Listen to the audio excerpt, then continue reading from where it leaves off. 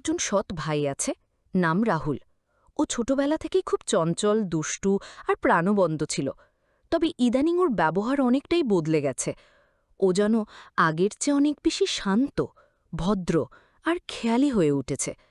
প্রথমে ভেবেছিলাম হয়তো বড় হওয়ার সাথে সাথেই ওর মানসিকতা একটু পরিণত হয়েছে, কিন্তু কিছু কিছু কথাবার্তা শুনে আমার মনে প্রশ্ন জাগে, কেন সে হঠাৎ করে এত চিন্তাভাবনাপূর্ণ আর গম্ভীর হয়ে গেল। একদিন রাহুল আমাকে বলে, দিদি, মা বাবা তো দুদিন পর কাজে চলে যাবে, তখন বাড়িতে আমরা দুজনই থাকব। তোমার কি একা ভয় লাগবে না? আমি হেসে বললাম, ভয়ের কি আছে, ছোটবেলা থেকেই তো আমরা এই বাড়িতে বড় হয়েছি। রাহুল কিছুক্ষণ চুপ করে থেকে আবার বলল, দিদি, আমি তোমার সাথে একটা গুরুত্বপূর্ণ কথা শেয়ার করতে চাই। অনেক দিন ধরে ভাবছি, কিন্তু সাহস পাচ্ছি না। আমি বললাম, বল রাহুল, তুই তো আমার ভাই, সব বলতে পারিস। রাহুল তখন বলল, ঠিক সময় হলে বলবো, মা বাবা বাইরে গেলে। কিন্তু রাহুল যা বলল তা আমার কল্পনার বাহিরে ছিল। বন্ধুরা, মূল পর্বে যাওয়ার আগে তোমাদের কাছে ছোট্ট একটা রিকোয়েস্ট। তোমরা যারা এখনও আমার চ্যানেলটিকে সাবস্ক্রাইব করনি, তারা অবশ্যই আমার চ্যানেলটিকে সাবস্ক্রাইব করে পাশে থেকো। আমার মা বাবা তখন বাড়িতে ছিলেন না। বাবা মা দুজনেই একটি কোম্পানিতে চাকরি করেন, তাই অনেক সময় কাজে বাইরে থাকতে হয়। আমি আর আমার বড় দিদি সেদিন বাড়িতে ছিলাম। সন্ধ্যের পর হঠাৎ ঘরটা কেমন যেন অদ্ভুত লাগছিল।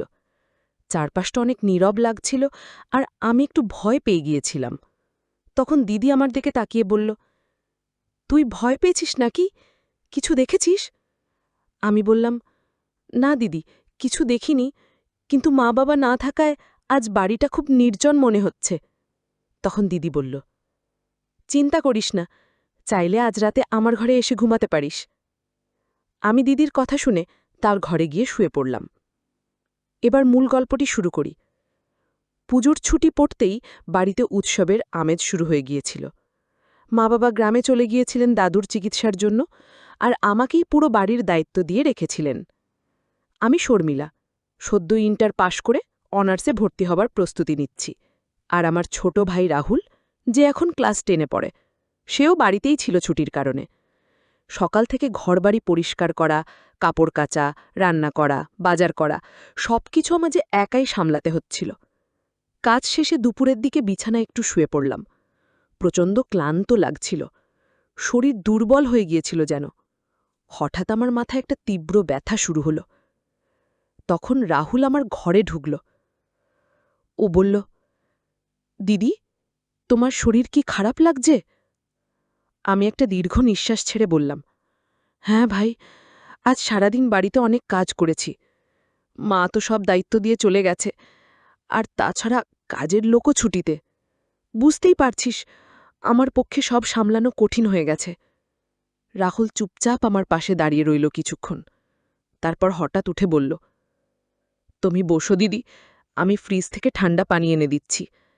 আর বাজার থেকে লেবু এনেছিল মা, আমি তোমার জন্য এক গ্লাস শরবত করে আনি, একটু খেলে নিশ্চয়ই ভালো লাগবে। আমি ওর কথা শুনে একটু হেসে বললাম, শুধু আছিস বলেই হয়তো আমি এতগুলো বাড়ির কাজ সামলাতে পারছি। তুই থাকলে আমার ভয় লাগে না। রাহুল কোনো উত্তর না দিয়ে দ্রুত নিচে নেমে গেল। কিছুক্ষণ পর সে এক গ্লাস ঠান্ডা লেবুর শরবত হাতে নিয়ে ঘরে ঢুকল। আমার পাশে এসে বলল, দিদি, এই নাও শরবত, আমি তোমার জন্য বানিয়েছি। আর রাতে আমি রান্নাতেও সাহায্য করব, যাতে তোমার কষ্ট কিছুটা কমে। আমি একটু আবেগপ্রবণ হয়ে গেলাম। ও যখন ছোট ছিল খুবই দুষ্টুমি করত, আর আজ সে এমন বড় হয়ে গেছে, দায়িত্ব নিতে শিখেছে। আমি ছোট ভাইকে বললাম, ভাই, তুই সত্যি আমার জন্য আশীর্বাদ। দুনিয়ায় এমন ভাই খুব কম আছে। রাহুল একটু লজ্জা পেয়ে বলল, আর দিদি, তুমি তুমি অনেক ভালো। আমি হেসে বললাম, ভালো কিনা জানি না, তবে তুই অনেক ভালো। তারপর আমি কিছুক্ষণ চোখ বন্ধ করে শুয়ে পড়লাম। বুঝতেই পারিনি কখন ঘুমিয়ে পড়েছি। গভীর ঘুমে চলে গিয়েছিলাম। রাত প্রায় 1:30টার দিকে আমার ঘুম ভাঙে মায়ের ফোন কলে। মা জিজ্ঞাসা করল, শর্মিলা, তোমরা ঠিক আছো তো, খেয়েছ? আমি বললাম, মা, আজ বাড়িতে অনেক কাজ করেছি, একটু ঘুমিয়ে গিয়েছিলাম, এখনো খাওয়া হয়নি। মা বলল, বাবা বলছিল অফিস শেষ করে শহরে ফিরবে, সে এসে গেলেই একটু বিশ্রাম নিও, আর রাহুল যেন তোমায় বাড়ির কাজে সাহায্য করে। ফোন কেটে আমি উঠে বাইরে এলাম, দেখি খাবার টেবিলে বাবা বসে আছেন। আমি অবাক হয়ে জিজ্ঞাসা করলাম, বাবা, তুমি এত রাতে এলে? বাবা বললেন, হ্যাঁ রে মা, কাল একটা গুরুত্বপূর্ণ মিটিং আছে তাই ফিরে এলাম। শুনলাম তুই এটা বাড়ির সব কাজ সামলাচ্ছিস, তাই ভাবলাম তোকে একটু সাহস দিই। আমি চেয়ার টেনে বসে পড়লাম। শরীরটা এখনও কেমন ভারী লাগছিল। তখন দেখি রাহুল আমার প্লেটে খাবার তুলে দিচ্ছে। বলল, দিদি, তোমার মুখ কেমন ফ্যাকাশে হয়ে গেছে দেখো। তুমি একা সব বাড়ির কাজ করছো, এটা তো ঠিক না। বাবা মুচকি হেসে বললেন, দেখি তো আমার ছেলে এখন কতটা দায়িত্বশীল হয়েছে। মা ফোনে সব শুনে খুব খুশি খুশি ছিলেন। বললেন, রাহুল যেন এইভাবেই বড় হয়। মানুষের প্রতি ভালোবাসা, দায়িত্ববোধ থাকলেই মানুষ মানুষ হয়।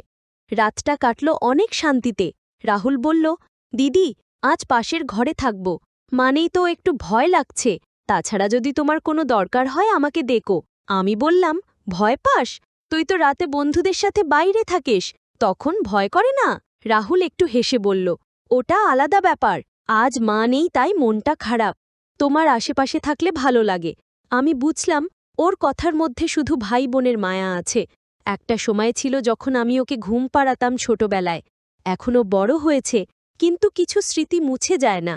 আমি বললাম, আচ্ছা, আয়, কিন্তু তুই ঘুমা পাশের ঘরে, আমি খুব ক্লান্ত। ঠিক আছে, বলে রাহুল পাশের ঘরে বিছানা করে শুয়ে পড়ল। আমি চোখ বন্ধ করে ভাবছিলাম, একটা সময় ছিল যখন আমরা সবাই একসাথে থাকতাম, মা, বাবা, আমরা ভাই বোন। এখন সময় বদলেছে, সবাই ব্যস্ত, কিন্তু কিছু সম্পর্ক কখনো বদলায় না। রাহুল ধীরে ধীরে ঘুমিয়ে পড়ল। আমি জানি না আমি কখন ঘুমিয়ে পড়েছিলাম। সকালে যখন চোখ খুললাম, দেখি রাহুল বিছানা গুছিয়ে নিচ্ছে। সে বলল, দিদি, তোমার ঘুম ভাঙানো যাবে বলে গেটে ফোন করে দিয়েছি। দরকার হয়নি, আমি চা বানিয়ে দিচ্ছি, তুমি মুগ্ধ এসো। আমি মুগ্ধ হয়ে ওর দিকে তাকালাম। মনে হলো এই ছোট্ট ভাইটাই একদিন হয়তো সত্যিকারের একজন দায়িত্বশীল মানুষ হয়ে উঠবে। আমার মা ও বাবা দুজনেই একই কোম্পানিতে চাকরি করতেন। সংসারের খরচ, আমাদের পড়াশোনার ব্যয়, সবকিছু মিলে শুধু বাবার আয় যথেষ্ট ছিল না। তাই মা চাকরিতে যোগ দেন। আমি আর আমার ভাই রাহুল কলেজে পড়ি। তবে এখন পুজোর ছুটির জন্য আমাদের কলেজ বন্ধ, আর আমরা বাড়িতে আছি। ছুটি শুরু হওয়ার পর লক্ষ্য করছিলাম রাহুল আগের চেয়ে অনেক বেশি খেয়াল নিচ্ছে। আমার বাড়ির কাজে সাহায্য করছে, বারবার জিজ্ঞেস করছে আমি ক্লান্ত কিনা। বলছে, তুমি বাড়িতে অনেক কাজ করো, একটু বিশ্রাম নাও, আমি আছি তো। ভালো লাগছিল, কিন্তু কোথাও যেন একটা অস্বস্তি মনে হচ্ছিল আমার ভেতরে। গভীর রাতে হঠাৎ হঠাৎ ঘুম ভেঙে দেখি দরজা একটু খোলা, সম্ভবত ভুলে লক করা হয়নি। বাইরে গিয়ে দরজা বন্ধ করলাম, তখন দেখি রাহুলও জেগে আছে। সে বলল, তুমি ঠিক আছো তো? যদি কিছু লাগে বলো, আমি জেগে আছি।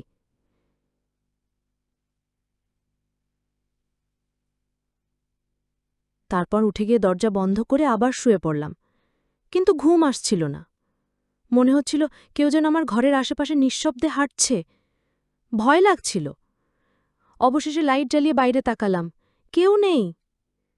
তৃষ্ণা পেয়েছিল তাই রান্নাঘরে গিয়ে পানি আনতে বেরোলাম।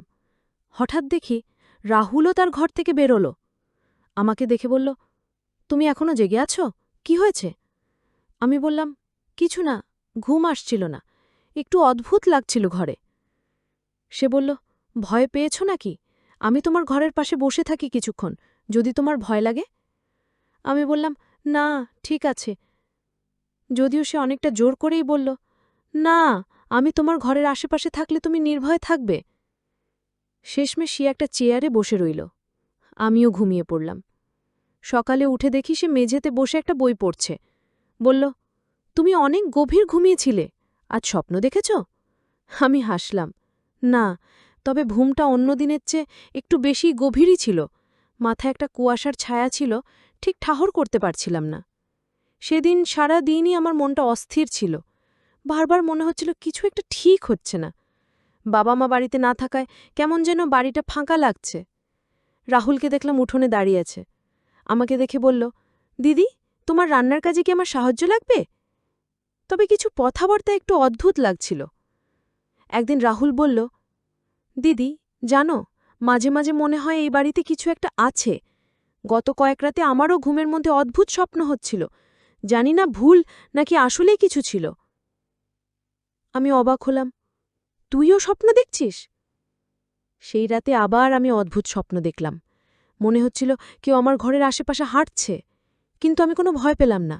এটা ছিল ঘুমের মধ্যে স্বপ্ন দেখা। তবে আমি আতঙ্কিত হয়ে উঠলাম। পরদিন সকালে মা ফিরে এলো অফিস থেকে। আমি তাকে কথায় কথায় জিজ্ঞেস করলাম, মা, এই বাড়িতে কি পুরনো কোনো স্মৃতি আছে যা ভয়ের মতো? মা একটু চুপ করে থেকে বললেন, এই বাড়িতে কোনো কিছু নেই মা, তুমি ভয় পেও না। মনে হয় ছুটির সময় বলে তোমার মন বেশি ভাবছে। আমার সন্দেহ বাড়ল। দুপুরে মা বাবা ঘুমিয়ে গেলে আমি আর রাহুল বসেছিলাম। হঠাৎ সে বলল, তুই চাইলে রাতে আমি তোর ঘরের বাইরের বারান্দায় বসে থাকব। তোর সমস্যা হলে আমাকে ডাকিস, আমি ঘুমাবো না, আমি বারান্দায় বসে থাকব।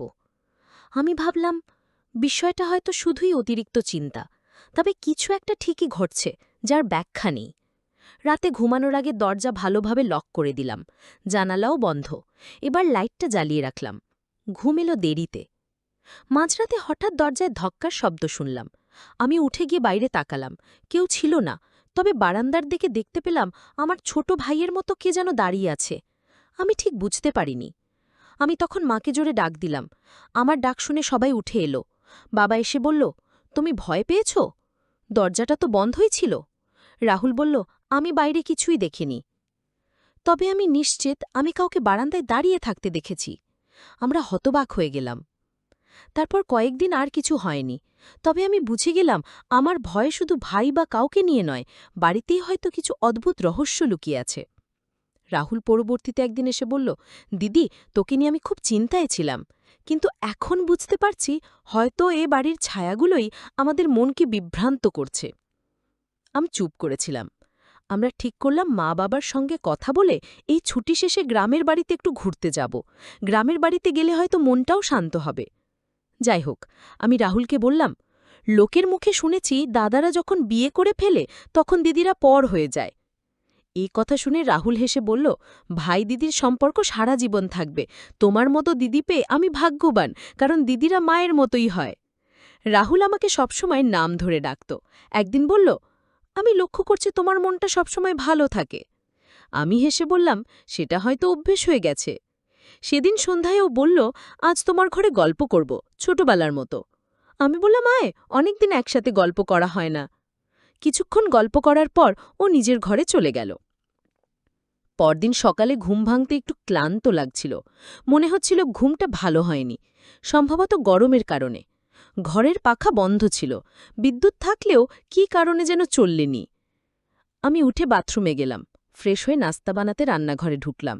তখন হঠাৎ শুনলাম রাহুল কারোর সঙ্গে নিচু গলায় কথা বলছে। বাড়িতে আমরা ছাড়া কেউ ছিল না, তাই অবাক হলাম। আমি রান্নাঘরের পাশে দাঁড়িয়েছিলাম। তখন রাহুল বৈঠকখানা থেকে বের হল। তার হাতে কিছু টাকা ছিল। সে হাসছিল, আমাকে দেখে একটু চমকে গেল। আমি জিজ্ঞেস করলাম, এই টাকাগুলো কোথা থেকে পেলি? সে বলল, বাবার এক পুরনো বন্ধু অনেকদিন আগে কিছু টাকা ধার নিয়েছিলেন, সেটা ফেরত দিয়েছেন। ভাবছিলাম টাকাটা দিয়ে নতুন একটা মোবাইল কিনব। আমি বললাম, তুই যদি বাবাকে জানিয়ে মোবাইল কিনিস তাহলে ভালো হয়, সবার ভালো হবে। এখনই মোবাইল কেনার দরকার নেই, ঘরের অবস্থা তো দেখছিস। সে লজ্জা পেয়ে মাথা নিচু করে রইল। পরে রাতে শুনলাম সে টাকাগুলো বাবাকে দিয়ে দিয়েছে। পরদিন দুপুরে আমি রান্নাঘরে কাজ করছিলাম। হঠাৎ দেখি রাহুল তার কয়েকজন বন্ধুকে নিয়ে ঘরে ঢুকল। আমিও অবাক হলাম। কারোর সঙ্গে কিছু না বলে হঠাৎ বন্ধুদের নিয়ে আসা একদমই ঠিক হয়নি। আমি অন্য ঘরে চলে গেলাম। পরে ওকে বললাম, তোর বাড়িতে আমি একজন বোন হিসেবে থাকি। আমাদের মা বাবা বাড়িতে নেই, এমন সময় বন্ধুদের আনবি? তাহলে আমাকে একটু বলেই আনিস। আগে থেকে বলে রাখতেই তাহলে হয়তো ভালো মন্দ কিছু রান্না করে খাওয়াতাম। সে বলল, আচ্ছা, পরের বার আগে বলবো। আজ ওরা হঠাৎ চলে এলো, তুমি চাইলে আমি ওদের একটু পরে নিয়ে বেরিয়ে যাব। আমি বললাম, না, বসুক, আমি চা নাস্তা করে দিচ্ছি, তবে আগে থেকে জানালে আরও ভালো হতো। আমি রান্নাঘরে নাস্তা তৈরি করলাম এবং খাবার টেবিলে সাজিয়ে দিলাম। ওর বন্ধুরা ভদ্রভাবে ধন্যবাদ দিল, কিন্তু তাদের বয়স রাহুলের চেয়ে একটু বেশি মনে হল। তবু আমি শালীনতা বজায় রেখে অতিথির মতো আচরণ করলাম। আমি চুপচাপ বসে রইলাম, যতক্ষণ না তাদের পদধ্বনি দূরে মিলিয়ে গেল। এরপর রাহুলকে গম্ভীর গলায় বললাম, তোমার বন্ধুরা যেন আর এই বাড়িতে না আসে। সে কিছুটা বিস্মিত হয়ে বলল, ওরা আর আসবে না, আর এই বিষয়টা মাকে না বলাই ভালো হবে। রাহুল মাঝে মধ্যে খুব শান্ত স্বভাবের হয়, আবার হঠাৎ একটু রুক্ষ হয়ে যায়, যা দিন দিন আমাকে ভাবিয়ে তুলছিল। আমি কথা না বাড়িয়ে নিজের ঘরে চলে এলাম। রাতে ঘুমাতে যাওয়ার সময় হঠাৎ মনে হলো ঘরে বাইরে কেউ হাঁটছে। ভেবে উঠলাম, এই বাড়িতে তো আমি আর রাহুল ছাড়া আর কেউ নেই। মা বাবা প্রায়ই বাইরে থাকেন। তখন মনে হলো, কে হতে পারে? আমি মনে করলাম এগুলো মনের ভুল ধারণা। ঘরে একা থাকলে অনেক কল্পনাই আসে। ঘুমের মধ্যে অনেকবার উঠে বসেছিলাম, কিন্তু ক্লান্ত শরীর আবার ঘুমিয়ে পড়ছিল। সকালে যখন ঘুম ভাঙল, মাথা ভারী লাগছিল আর চোখ ঘুরছিল। ঘরের এক কোণে একটা ছোট প্যাকেট পড়ে থাকতে দেখলাম, যেটা আগে ছিল না। একটু অস্বস্তি বোধ করলাম, কি এটা এখানে রেখে গেল? প্যাকেটটা সরিয়ে রাখলাম, কিন্তু মাথায় ঘুরছিল। হঠাৎ ওর ফিসফিস করা গলায় কিছু শব্দ শুনতে পেয়েছিলাম জানো, তবে নিশ্চিত হতে পারিনি। কিছুক্ষণ পর আবার দেখলাম প্যাকেটটা কোথাও নেই। এই রহস্যটা আমাকে গভীরভাবে ভাবিয়ে তুলল। পরের দিন শরীর ভালো লাগছিল না।